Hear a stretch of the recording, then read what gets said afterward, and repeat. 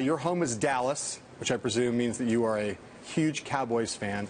Cowboys fan, and it's colder in Dallas today than it is in New York. This Sunday is going to be a big day for those Cowboys playing up in Green Bay against the Packers. I want you to predict by how many points the Cowboys are going to beat the Packers on Sunday. Well, we're going to reverse the score from the Ice Bowl in 1967. So they beat us by 2, so I think we'll do the same. That's a rather conservative guess. Okay. Yeah. You're still playing it real safe there. Okay. Yeah. All right. A win's a win. Yeah, that's true. Talk a little politics Sure. and football. You spent last week, you were in Texas when Governor Christie was there. That's correct. You were not in the famous hug. Did you get a hug at all from Governor Christie? He came down by our seats during the game. I had a nice conversation with him. But no hugging. No hugging, and we really couldn't figure out how orange fit either team's color scheme, but he's 5-0 in it.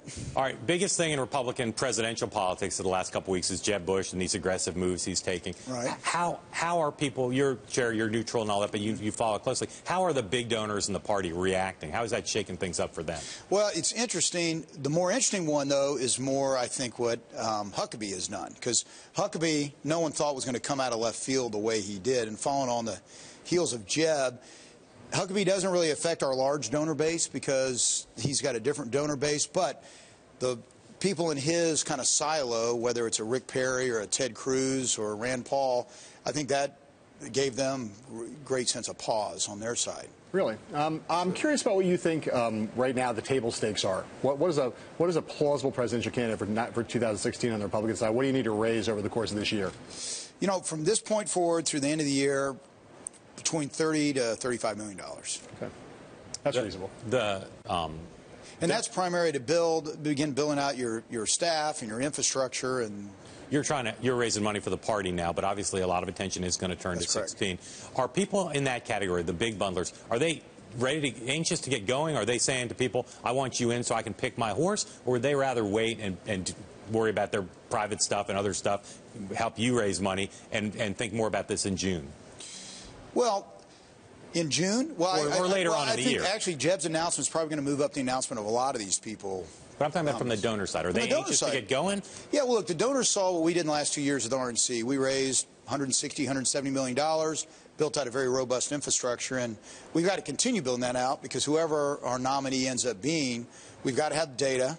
We've got to have our grassroots organization out there, and because whoever gets our nomination is going to be able to plug up underneath that. So from an RNC perspective, you know, our big time to raise money is the first part of this year because, you know, we start losing 11 a little bit later in the year as these candidates come along. I want to come back to the point you just made about Mike Huckabee. I mean, a lot of people have assumed that the biggest problem that he would have is financial. He had a hard time raising money in 2008. He was scared off by the prospect of raising money in 2012. It seems to me like what you're saying is you think there's a reasonable chance that building a small donor network that he could be, given what you said the table stakes were, he could get there and be a plausible candidate. Oh, absolutely.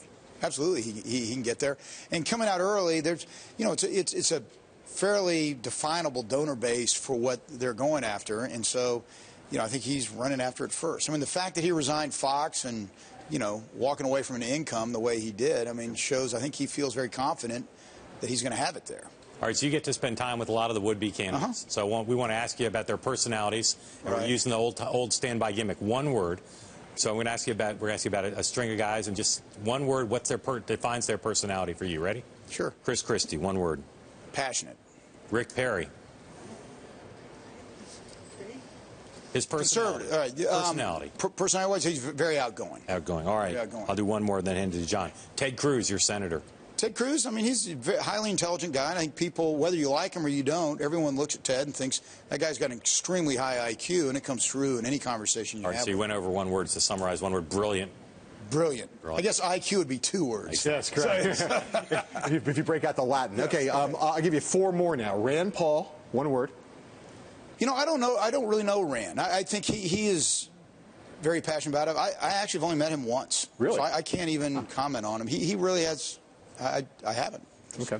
A guy Mark mentioned a few seconds ago, Jeb Bush. Yeah, Jeb is one word personality. Compassionate. There you go. Passionate. I got to keep you in the rules. Okay. Chairman, rules. Two Midwestern governors now. Scott Walker. Scott Walker, feisty.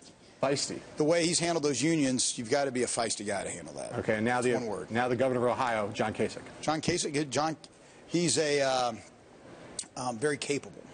So you're headed to the RNC meeting next week, and you talk to big Republicans all the time. Are Republicans afraid of Hillary Clinton as a Democratic nominee?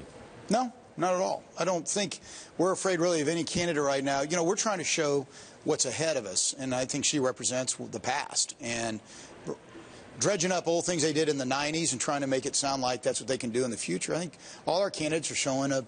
And does that extend not talking about negative things about them in the 90s? Is it a bad idea to dredge those up on your side? On their side, as far as I don't think. Well, we don't have to talk about her. You're talking about on the personal things. Anything from the 90s.